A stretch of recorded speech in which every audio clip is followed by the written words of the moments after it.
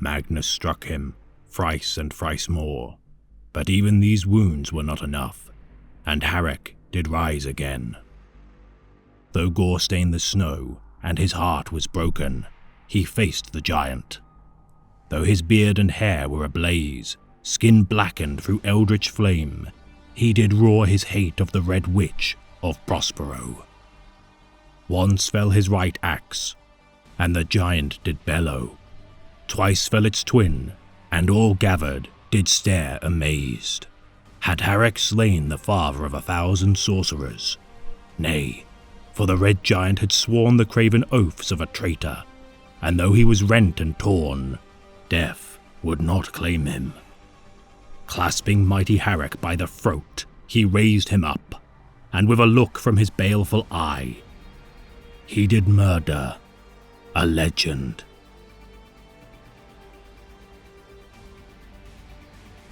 Harek Eriksson served as the Great Wolf of the Space Wolves chapter during the 32nd millennium.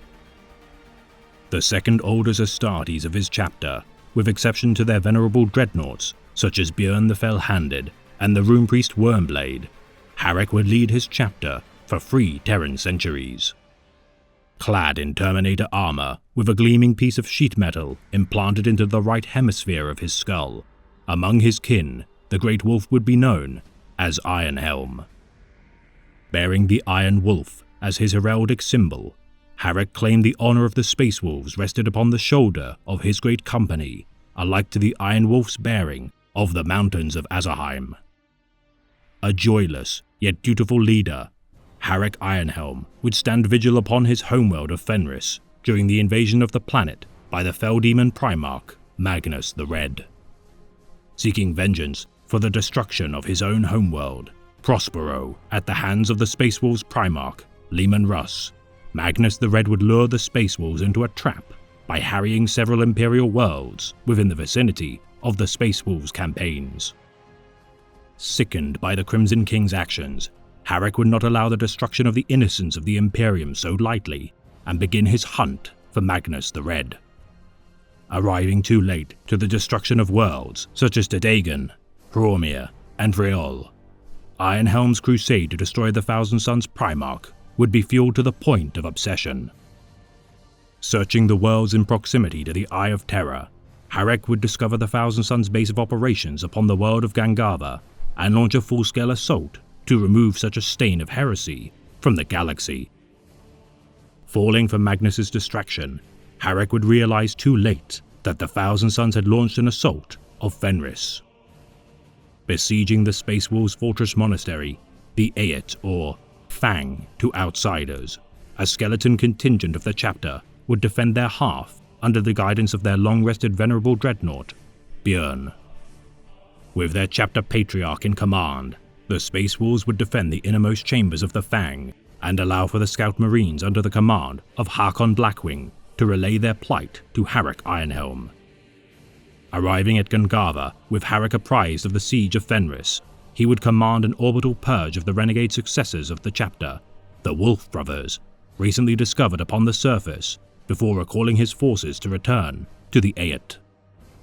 Descending to face the Crimson King during the final day of the siege, the Great Wolf's forces would confront the armies of Magnus the Red with insurmountably stoked rage. His mind filled with the faces of his slain battle brothers upon the red-soaked snow of Fenris, Harek would demand retribution for the loss of his men at the altar of hubris.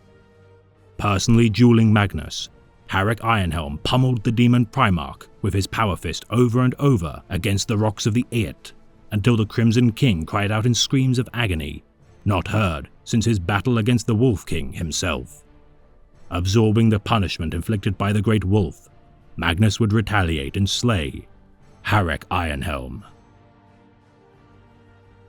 Here, the thread is severed of Harek Eriksson, called Ironhelm by Jarls, and his death reckoned, on the world Svein, the father of mountains. The humbled god comes hands stretched open, one eye fire-ringed.